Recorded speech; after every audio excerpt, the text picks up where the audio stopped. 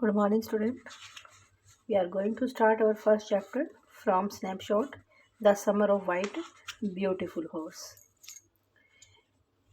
written by William Cherion.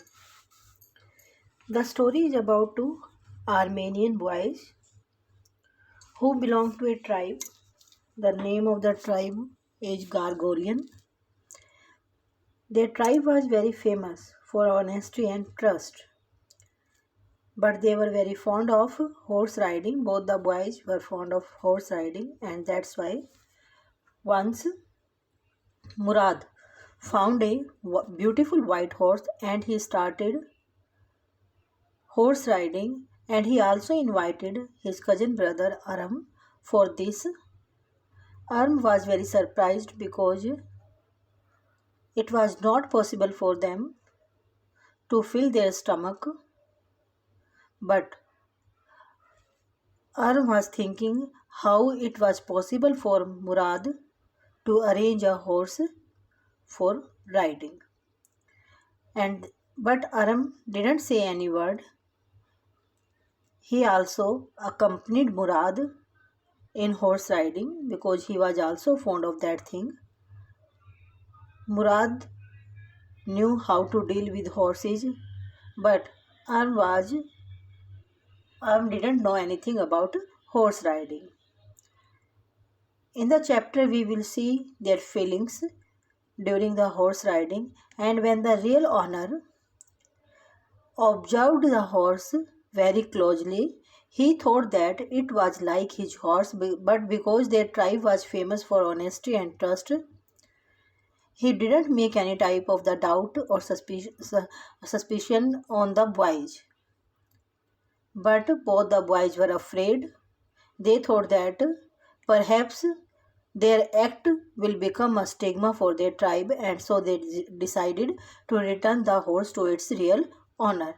And in the last of the chapter, they returned the horse. The story tells us about the feelings of the boys when they were doing the horse riding and their conversation, how they were reacting to each other. There is one more character in the chapter, and the character is their uncle Khusro, who was a crazy person at everything, whether it was the right or the wrong. He always used to say, pay no attention to it. मतलब वो कि हर बात पे ये कहता था इसकी तरफ ध्यान मत दो, pay no attention to it, it has no harm, कोई फ़ायदा मतलब कोई नुकसान नहीं है, तुम्हें इसकी तरफ ध्यान देने की कोई ज़रूरत नहीं है. तो इसीलिए हम इस चैप्टर को पढ़ना स्टार्ट कर रहे हैं. One day back there in the good old days when I was 9 and world was full of every imaginable kind of magnificence. Magnificence होता है मतलब बहुत एक्स्ट्रा ऑर्डनरी जो चीज़ें होती हैं, जो शानदार चीज़ें हम कह सकते हैं, उसके लिए इमेजिनेबल होता है जिसकी हम कल्पना करते हैं. The life was still a delightful and mysterious dream. My cousin Mourad, who was considered crazy by everybody who knew him except me, came to my house at 4 in the morning and woke me up, tapping on the window of my room. उन पुराने दिनों में जब मैं 9 साल का था और ये दुनिया के अंदर कि जितनी हम शानदार चीज़ों की कल्पना कर सकते हैं, ये दुनिया उन चीज़ों से भरी हुई थी और लाइफ उस टाइम काफ़ी डिलाइटफुल थी, यानी कि प्लीजेंट थी, और ऐसा लगता था कि जैसे रहस्यात्मक सपनों से भरी हुई है. उस वक्त जब मैं इन चीज़ों मतलब जब मैं 9 साल का था और मैं सोचता था कि ये दुनिया के अंदर बहुत अच्छी अच्छी चीज़ें हैं, बहुत डिलाइटफुल जो है एटमॉस्फेयर है, और ऐसी चीज़ें ड्रीम्स में लेता था जो बहुत ज़्यादा मिस्ट्री से भरे हुए होते थे. मेरा जो कज़न मुराद था, जिसे हर कोई पागल समझता था, जो भी उसे जानता था वो उसे क्रेजी समझता था, पागल समझता था, सिर्फ मुझे छोड़कर. वो एक सुबह 4 बजे मेरे घर पर आया और उसने मुझे उठाया, tapping on the window of my room. उसने मेरे कमरे की खिड़की के ऊपर नॉक किया. टेप करना होता है, मतलब टेपिंग का मतलब यहाँ पर नॉक करना. He said I jumped out of the bed. मैं बिस्तर से बाहर आया and looked out of the window, और खिड़की से बाहर देखा. I couldn't believe what I saw. जो मैंने देखा मुझे उस पर विश्वास नहीं आया. It was not morning yet. अभी सुबह भी नहीं हुई थी. बट इट वॉज समर, गर्मियों का मौसम था, and with daybreak not many minutes around the corner of the world it was light enough for me to know I was not dreaming. और दिन की शुरुआत के साथ ही यानी कि not many minutes around the corner, यानी कि जैसे ही थोड़ा सा दिन निकलना शुरू होता था उसी वक्त पूरी दुनिया के अंदर इतनी लाइट हो जाती थी, मतलब कोई टाइम नहीं लगता था कि दुनिया के हर कोने में रोशनी होने पर। और इतनी रोशनी तो थी कि मैं ये सोच सकता था कि मैं सपना नहीं देख रहा हूँ। यानी कि अभी पूरी तरीके से सुबह नहीं हुई थी, बट गर्मियों का मौसम था, इसीलिए रोशनी जल्दी हो जाती थी। और इतनी रोशनी तो थी कि मुझे ये समझ में आ जाए कि मैं सपना नहीं देख रहा हूँ। माई cousin Murad was sitting on a beautiful white horse. मेरा भाई मुराद एक खूबसूरत सफ़ेद घोड़े पर बैठा हुआ था। I stuck my head out of the window and rubbed my eyes. मैंने खिड़की से बाहर अपना सिर निकाला और अपनी आंखों को रगड़ा। Yes he said in Armenian, उसने आर्मेनियन लैंग्वेज में कहा। इट इज़ अ हॉर्स, ये एक घोड़ा है। यू आर नॉट ड्रीमिंग, तुम सपना नहीं ले रहे हो। Make it quick if you want to ride, अगर तुम सीखना चाहते हो, तुम सवारी करना चाहते हो तो थोड़ा सा जल्दी करो। I knew my cousin Murad enjoyed being alive more than anybody else who had ever fallen into the world by mistake, but this was more than even I could believe. मैं ये जानता था कि जो मेरा भाई मुराद है वो और किसी की बजाय, चाहे वो दुनिया में कोई गलती से क्यों ना आया हो, मतलब और किसी भी इंसान की बजाय और किसी की भी बजाय जो मेरा भाई मुराद था वो हर चीज़ को ज़्यादा इंजॉय करने में, यानी कि बहुत मन से इंजॉय करने में विश्वास करता था। But this was more than even I could believe, लेकिन ये तो बहुत ज़्यादा था, यानी कि जिसके ऊपर मैं भरोसा कर सकता था, यानी कि मेरी सोच से भी बहुत ज़्यादा दूर की बात थी। In the first place, my earliest memories had been memories of horses and my first longings had been longings to ride.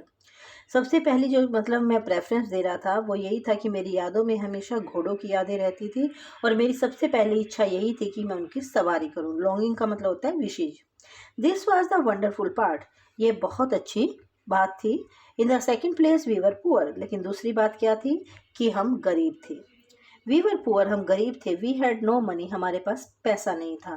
Our whole tribe was poverty stricken, हमारा पूरा कबीला गरीबी से दुखी था, मतलब गरीबी से परेशान था। Every branch of the Garoghlanian family was living, ये एक आर्मेनियन ट्राइब है, ट्राइब मतलब कबीला, was living in the most amazing and comical poverty in the world, मतलब इस कबीले के जितने भी परिवार थे वो इस पूरी दुनिया के अंदर सबसे ज़्यादा हैरान कर देने वाले और सबसे ज़्यादा हास्यपर तरीके से गरीब थे, यानी कि उनके उनके यहाँ बहुत ज़्यादा पॉवर्टी थी।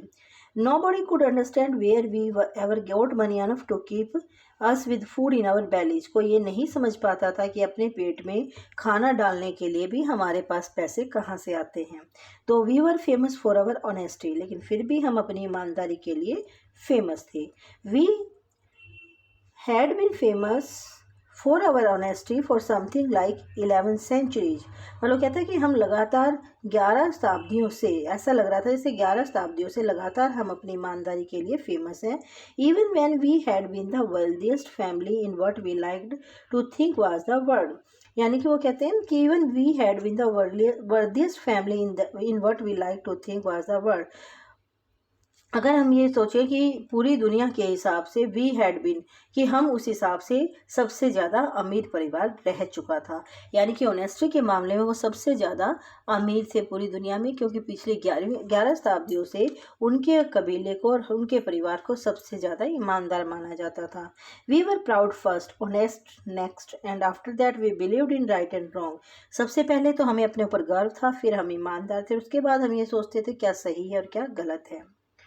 None of us would take advantage of anybody in the world, let alone steal. वो कहते हैं कि कोई भी हमारे जो कबीला था, मतलब जो फैमिली थी, वो इस दुनिया में कभी कोई किसी से फ़ायदा उठाने के बारे में नहीं सोच सकता था, तो चोरी की तो बात ही अलग है। Consequently, even though I could see the horse, लेकिन फिर भी मैं घोड़े को देख सकता था। सो मैग्निफिसेंट, इतना शानदार था। Even though I could smell it, वो कह रहा है कि मुझे तो इसकी स्मेल भी आ रही थी। सो लवली, कि इसकी स्मेल बहुत अच्छी थी। Even though I could hear it breathing, मैं इसे सांस लेते हुए सुन सकता था। सो एक्साइटिंग, बहुत ज़्यादा एक्साइटिंग था, अच्छा था। I couldn't believe the horse had anything to do with my cousin Mourad और विद मी और with any of the other members of our family, asleep or awake, because I knew my cousin Murad couldn't have bought the horse.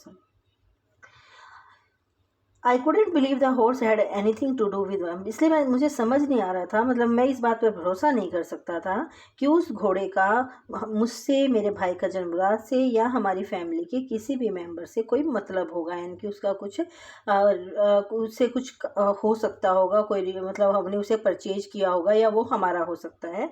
Asleep और awake, चाहे नींद में चाहे जागते हुए, because I knew my cousin Mourad, मैं जानता था मेरा कजन मुराद इसे घोड़े को खरीद नहीं सकता था।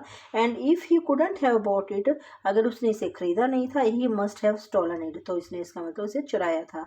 And I refuse to believe he had stolen it, और मैं ये मानने से इनकार करता हूँ कि उसने इसे चुराया होगा।